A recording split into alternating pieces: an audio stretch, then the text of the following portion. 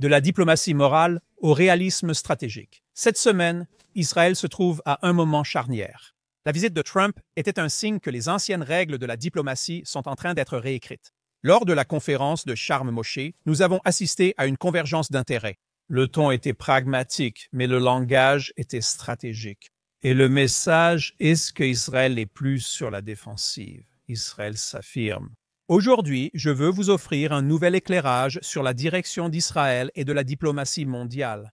Bonjour, je m'appelle Daniel Siman et vous regardez Straight Up sur JNS Télévision ici à Jérusalem, en Israël. Cette semaine, Israël a commémoré le 2e anniversaire du massacre du 7 octobre en pleurant les plus de 2000 victimes de ce jour-là, ainsi que les soldats tombés au cours des 2 dernières années. Cela alors que la guerre a officiellement pris fin et que tous les otages restants ont été célébrés lors de leur libération et de leur retour à la maison. C'était sans aucun doute une semaine historique, avec le président américain Trump qui a visité Israël et assisté à la conférence de toutes les nations qu'il dirige pour participer au plan qu'il a pour le Moyen-Orient. Nous avons été stupéfaits de voir tous les dirigeants faire la queue pour une photo avec lui à Sharm el-Sheikh. Beaucoup de choses se sont discrètement déroulées sous la surface des gros titres, des choses qui vont redéfinir le Moyen-Orient tel que nous le connaissons. Ce n'est pas seulement Gaza, ni seulement les otages ou les cessez-le-feu. Il s'agit d'une vision, d'un cadre stratégique qui se prépare depuis près de 7 ans entre Netanyahou et Trump à travers les mains de Dermer et Kouchner. Avec la première phase de l'accord sur Gaza terminée, cette vision est prête à être lancée. Le cadre régional Trump-Netanyahou est, selon le commentateur israélien Shlomo Feilberg, le suivant. Une vision géostratégique reliant pays, continents et intérêts. Elle offre une solution globale aux défis régionaux renforçant Israël et affaiblissant l'Iran.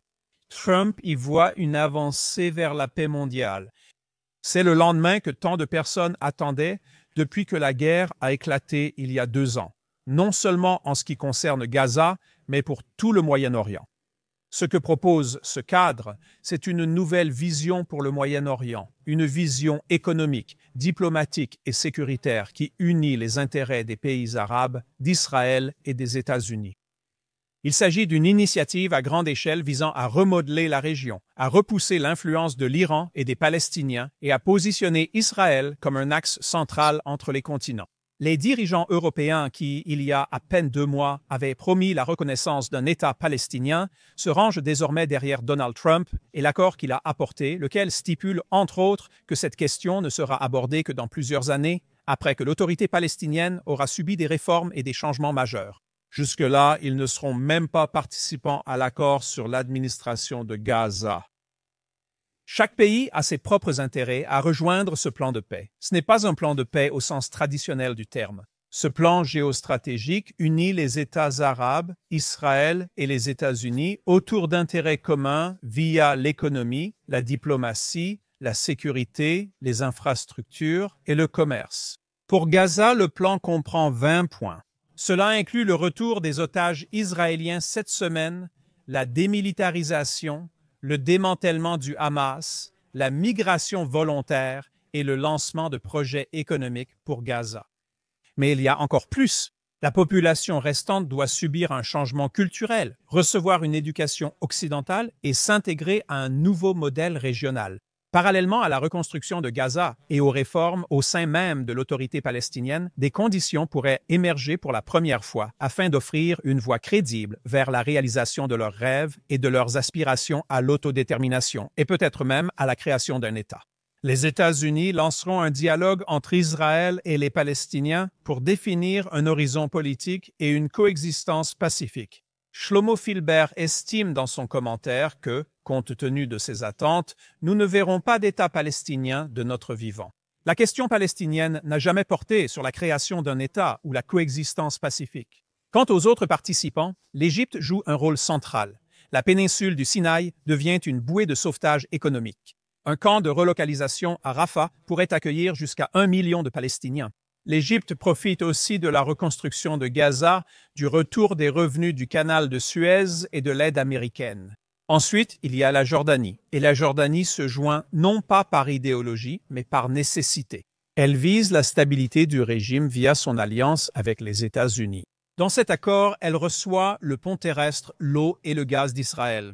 Ensuite, il y a le pont terrestre Inde-Europe qui passe par Israël et il est déjà en construction. L'Arabie saoudite et les États du Golfe sont déjà connectés. Le gazoduc EastMed, qui transporte l'énergie et Internet d'Israël vers l'Europe, inclut désormais l'Arabie saoudite et les Émirats. Ils veulent réduire leur dépendance au détroit d'Ormuz et profiter des revenus massifs générés par ce pont vers l'Europe. Le Qatar et le Koweït participent aussi à ce projet. On s'attend à ce que des familles aisées, proches de la famille royale, construisent le pipeline, assurant ainsi leur participation. Ils voient en Israël un partenaire fiable et souhaitent tirer parti des booms technologiques et énergétiques attendus dans la région. Même l'Indonésie et la Malaisie sont en jeu. L'Indonésie veut rejoindre l'Organisation de coopération et de développement économique, ce qui requiert des liens avec Israël. Elle devrait rejoindre les offres d'obligations pour la reconstruction de Gaza et profiter de la technologie israélienne. La Malaisie, influencée par l'Indonésie, pourrait faire de même. Cela suscite aussi l'intérêt des nations musulmanes éloignées. Et puis, il y a l'opposition, l'autorité palestinienne et l'Iran. Ce sont les deux seules entités qui résistent à ce cadre. L'ère Trump marque la fin du rêve palestinien d'un État. Le soutien arabe à l'accord de Gaza affaiblit les revendications historiques palestiniennes. Le paradigme évolue très vite. C'est bien plus qu'un plan régional. Cela aura des répercussions mondiales, d'où la participation des alliés occidentaux. L'Europe elle-même a beaucoup à gagner de cela. Elle bénéficiera désormais de la Méditerranée orientale et de l'infrastructure India-Middle East Europe Economic Corridor, réduisant sa dépendance au gaz russe. La Grèce, Chypre, l'Italie, l'Allemagne, la France, ainsi que la Bulgarie, la Roumanie et la Hongrie ont tous à y gagner. L'Asie joue aussi un rôle clé. L'Inde accède rapidement au marché européen. La Turquie et l'Azerbaïdjan profitent de nouvelles liaisons de transport. Singapour, le Vietnam profitent aussi d'avantages indirects via de meilleures routes commerciales. L'Afrique n'est pas oubliée non plus. Le Maroc bénéficie de l'investissement dans les infrastructures. L'Éthiopie, le Kenya et le Nigeria profitent de l'expansion des routes commerciales du Golfe et des investissements énergétiques. C'est une diplomatie fondée sur les infrastructures et les avantages économiques, pas sur l'idéologie. Trump, comme je l'ai dit, considère ce cadre comme une voie vers la paix mondiale. Ce n'est pas la paix d'Oslo. Ce n'est pas le chaos du printemps arabe. C'est un nouveau modèle qui n'excuse pas la dysfonction, qui n'abaisse pas les attentes, qui ne prétend pas que les valeurs peuvent exister sans responsabilité. Alors voici la question. Est-ce le lendemain de Gaza ou l'aube d'un nouveau Moyen-Orient? Un Moyen-Orient où Israël n'est plus isolé, mais devient un acteur majeur, où les États arabes privilégient la croissance plutôt que les griefs, où la diplomatie, comme l'intelligence artificielle l'a décrit, se mesure en mégawatts, en routes commerciales et en influence stratégique. C'est la vision, et elle se réalise sous nos yeux. Pour tous ceux qui doutaient que le Hamas soit fini, eh bien, les déclarations de Trump cette semaine étaient très claires. Il a affirmé que le Hamas serait démantelé et ne dirigerait plus. Donc oui, il y a des raisons de ne pas rejeter ou nier que Israël progresse vers ses objectifs de guerre de manière très significative. Et elle fait un pas audacieux en avant malgré toutes les attentes selon lesquelles cela serait un processus long et difficile. Une chose que les Israéliens ne comprennent pas tout à fait, c'est que les pays de cette région et du monde pensent finalement à leurs propres intérêts particuliers. Je sais que même en Afrique, en Asie et parmi les dirigeants du monde arabe, il y a des pays qui veulent une seule chose, se renforcer face aux nombreuses menaces auxquelles ils sont confrontés. Et Israël n'est même pas un problème pour eux, et certainement pas une menace pour leurs intérêts. Bien au contraire. C'est juste pour vous donner une idée de la complexité des choses, qui est bien plus grande que ce que nous supposons. Le Washington Post, citant des documents classifiés divulgués du département de la Défense des États-Unis, a indiqué que 6 pays arabes ont accru leur coopération sécuritaire et militaire avec Israël durant la récente guerre à Gaza, malgré leur condamnation publique des opérations israéliennes. Il a souligné la coordination entre Israël, les États-Unis et 6 États arabes, Qatar, Arabie saoudite, Égypte, Bahreïn, Émirats arabes unis et Jordanie, pour contrer ce qu'ils appellent la menace iranienne. Selon des documents divulgués, le United States Central Command aurait tenu plusieurs réunions et exercices conjoints avec des hauts responsables militaires d'Israël et de 6 pays arabes ces 3 dernières années. Selon le journal, ces sessions étaient axées sur les menaces régionales telles que l'Iran et la guerre des tunnels souterrains. Les documents montrent que cette coopération s'est intensifiée discrètement, bien que les principaux pays arabes, notamment le Qatar, aient publiquement dénoncé les actions militaires d'Israël à Gaza comme un génocide. Selon le Post, les réunions ont eu lieu sous la supervision directe du commandement militaire américain.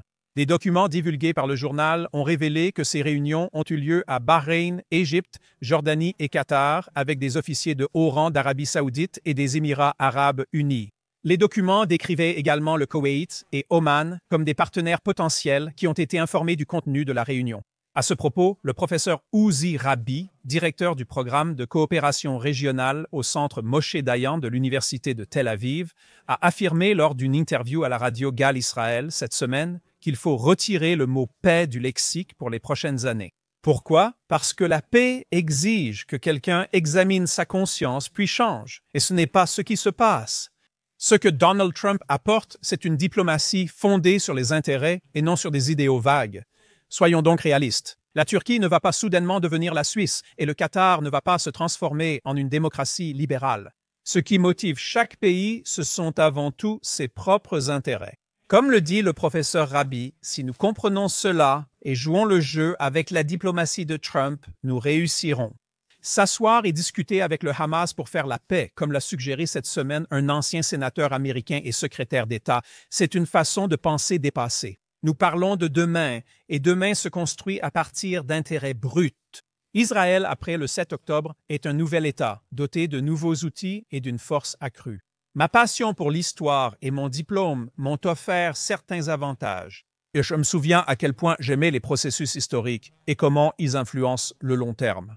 Donc, lorsque j'analyse où va Donald Trump et comment cela change la diplomatie, je repense à des moments similaires dans l'histoire. Il y a plus d'un siècle, le président américain William Howard Taft prônait la diplomatie du dollar, utilisant l'économie comme levier stratégique. C'était transactionnel, fondé sur les intérêts nationaux.